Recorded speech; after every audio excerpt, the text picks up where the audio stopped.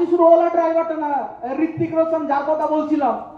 2000 সালে যখন সিনেমাটা বার করে কাহনা প্যারে ফার্স্ট মুভিটা হিট হওয়ার পরে পুরো ইন্ডিয়াকে ছড়িয়ে পড়ে ঋত্বিকের নাম।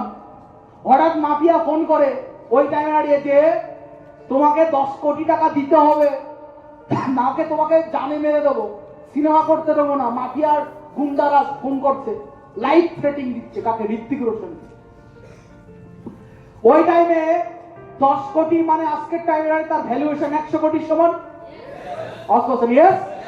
তার মানে তাকে লাইফ থ্রেট পেতে হয়। আজকে স্মার্টল করতে আমরা কোথায় লাইফ থ্রেট পাই ভাই? কেউ কি হুমকি দিয়েছে? ঘর থেকে বেরোলে পুরো পা কেটে দেবো, যদি দেখি না ফলাপ করতে গেলে ঠ্যাং ভেঙে দেবো। হ্যালো, পাড়ার কোনো কাকা বউ এসছে, থ্রেট দিয়েছে কেউ? হ্যালো, লাইফ কোথায় থ্রেট পাই আমরা? কোথায় উল্টো পাল্টা দিয়ে পাই? বাইরের প্রফেশনে ইনকাম করাটা অতটা ইজি না। যখন ঋত্বিক রোশন যখন টাকা চাইছিল, টাকা দেয়নি, তার বাবা বললো যা পারো করে নাও, যা পারো করে নাও, টাকা পয়সা দেবো না। তার বাবা উল্টে ওদেরকে থ্রেট দেয়। ঘটনার চক্করে যখন ঋত্বিক রোশন তার নেক্সট সিনেমার শুটিং করতে যখন যাচ্ছিল গাড়িতে করে, দুষ্কৃতীরা বুঝতে পারেনি, গাড়িতে গুলি চালায়। ঘটনার চক্করে তার জায়গায় তার বাবার গুলি লাগে।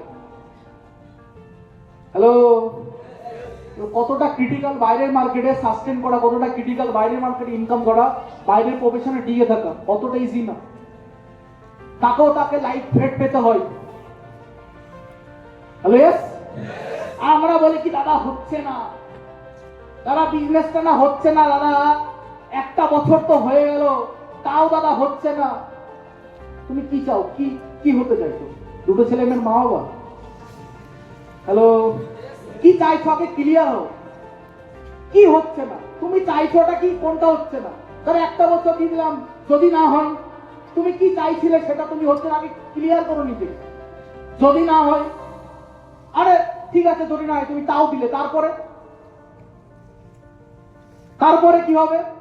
আজকে স্মার্ট হলো, যদি আমি টাইম দিই, যদি হলো না তাহলে কি হবে? অ্যাটলিস্ট যারা টাইমটা দিচ্ছে না তাদের থেকে তো বেটার দেখা যাচ্ছে।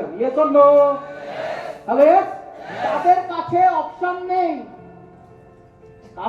অপশন নেই, ছেড়ে চলে গেছে। যদি দিয়ে দিই তাহলে আগামী দিনে আমার তো লাইফ, আগামী দিনে বিখ্যাত বিশ্বজিৎ মতো তো হতে পারে।